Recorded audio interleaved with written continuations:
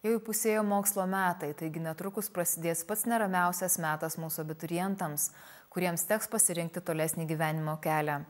Ne visi dar pasirinkę mokslo įstaigą, kurioje norėtų studijuoti. Todėl dabar Kauno kolegijos direktoriaus pavaduotojas komunikacijai Antanas Vaidelys papasakos apie galimybės žinių semtis šioje aukštojoje mokykloje. Nors jau 10 metų Lietuvoje egzistuoja binarinė aukštojo mokslo sistema, tačiau vis dėlto visuomenė dar labai visą laiką galvoja, kasgi tas yra koleginis sektorius ir ar tai yra aukštasis mokslas. Tai, mėlyjeji žmonės, aš jūs galiu patikinti, kad Lietuvoje šiandien yra aukštasis mokslas 2 pakopų. Tai yra koleginis sektorius ir universitetinis.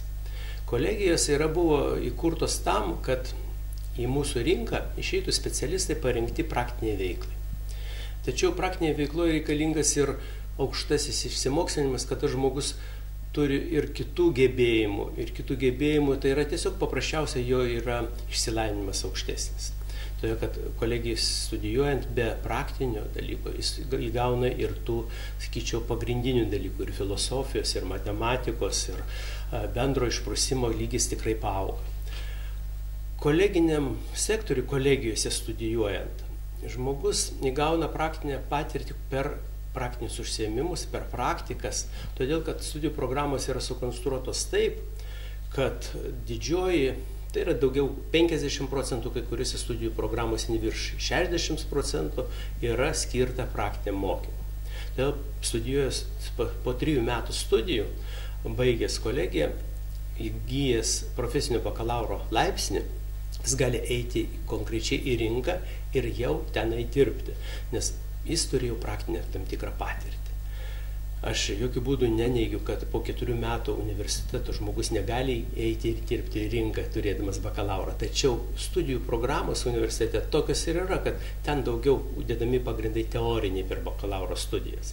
Pas mus yra teorijos ir praktikos visuma, ne veltui mūsų Kauno kolegijos ir toks šūkis, kad kam reikalinga, imti pusę teorinės žinias ar pusę imti praktinių žinių, imkime visą obuolį. Tai yra mūsų toks, tai yra praktikos ir teorijos sanglauda, duoda kaip tik tai, ko dabar reikia rinkai. Ir mes, kada bendravom su savo partneriais socialiniais, jie paprastai tą patį ir sako, mums labai gerai, kad praktinės žinios yra jau pagrindai praktinių žinių yra įdėti kaip tik kolegijose. Studentai būsimieji turi galimybę rinktis ir iš tų pačių kolegijų. Kodėl jiems reikėtų labiau pasidomėti būtent Kauno kolegiją? Na, turbūt paprastai kas yra sakoma? Visi nori rinktis ir geriausią prekę, ir geriausią žmoną, ir geriausią turbūt aukštąją mokyklą. O Kauno kolegija mes galim didžiuotis, tikrai praeitais metais buvo reitinguojami aukštosios mokyklos kolegijos atskirai, universitetai atskirai. Ir vienam reitingė mes Kauno kolegija buvo pirmoji, tai yra geriausia kolegija Lietuvoje. Kitas reitingas buvo, mes truputį atsilikom nuo Vilniaus kolegijos ir buvo Vilniaus kolegija. Tai Kauno mieste ir šitam regione visam vakarų, tai jau vienareikšmiai galiu pasakyti, kad Kauno kolegija yra pati geriausia. Ir be to dar todėl galiu pasakyti. Renkantis Kauno kolegijos, gali jaunas žmogus pasirinkti labai didelį spektrą studijų programų. Mes turim 42 studijų programas. Ir visai skirtingų sričių, socialinių mokslų srities, humanitarinių mokslų srities, toliau technologijos, kas dabar yra labai populiaru ir jau pradeda, ir ypač populiarios yra medicinos studijos, tai yra sveikatos priežiūros fakultete esančios studijų programos. Nereikia pamiršti ir menų fakulteto, mūsų menų programas, nes šiais metais pirmą kartą bus duodami šalia tų vadinamų krepšelių kabutėse, kada valstybė skiria jaunam žmogui lėšas, bus duodami grantai. Ką tai reiškia? Tai yra mes per egzaminą atsirinksime pačius gabiausius. Gal jo atestate nėra tokie geri pažymiai, kad jisai gautų tą krepšelį, kada bendras skaičiuojas, reiškia, tą balą konkursinį. Tačiau meniniai gebėjimai jų yra vieni iš geresnių. Ir tada leidžiama dabar bus kolegijai atsirinkti pačius gabiausius ir valstybė bus išskirtinį finansavimą tiem gabiem žmonėm, kad mene tai yra svarbiausias tas gabumas, gebėjimas, kurį gali realizuoti per studijuodamas su puikiais mūsų menininkais, studijuodamas ir tobulindamas savo gebėjimus meno srityje. Kauno kolegija turi filialą ir Druskininkuose. Kodėl druskininkiečiai turėtų susidomėti tokią galimybę mokytis bei gyventi namuose? Vakar aš turėjau kaip tik paskaitas Kauno kolegijos su pirmakursiais. Ir aš vienas iš, kada pirmoji tai paskaita, nes aš pradedu dirbti tik antram semestrui, aš paklausiau jų, kiekvieno iš jų paklausiau, kas paskatino jūs pasirinkti studijas Kauno kolegijos Druskininkų skyriuje. Nes dažnai jaunas žmogus sako, noriu pabėgti iš namų, todėl kad čia tėvai reguliuoja ir taip toliau. Vis dėlto šiandien esant tokiai ekonominiai situacijai, didelė dalis studentų pasakė, kad vis dėlto lygis studijų Druskininkų skyriuje niekiek nesiskiria nuo Kauno. Tai yra, tie patys dėstytojai atvažiuoja, daugelis specialybių dėstytojai, tai beveik visi atvažiuoja, bet to vis dėlto mes laikom tą pačią aukštą kartelę.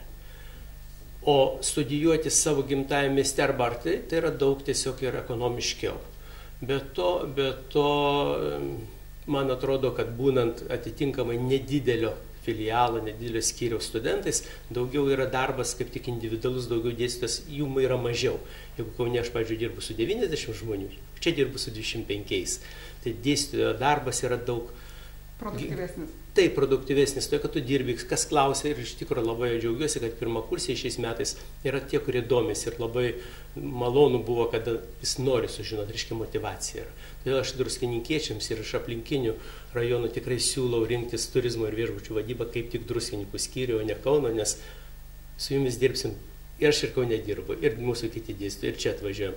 Bet bus daug geresnis kontaktas, man atrodo, bus ir motivacija geresnė. Jeigu žmonės susidomėjo galimybę studijuoti būtent jūsų aukštojoje mokykloje, kur jie galėtų gauti tos papildomos informacijos, nes kiekvieną kartą vis norisi žinoti daugiau ir daugiau.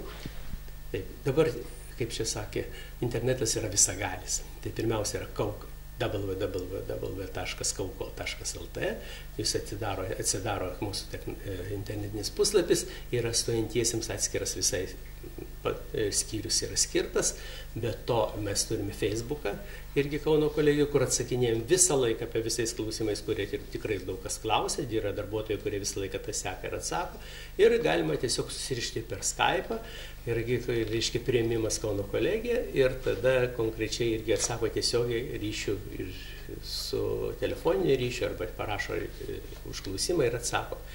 O be to visą laiką galima ateiti į Kauno kolegijos Druskininkų skyrių, atvažiuoti, puikus darbuotojai, vedėjas Baranauskas ir puikiai metodininkė yra Raselė, kurie labai smulkiai viską paaiškins ir visą informaciją gaus.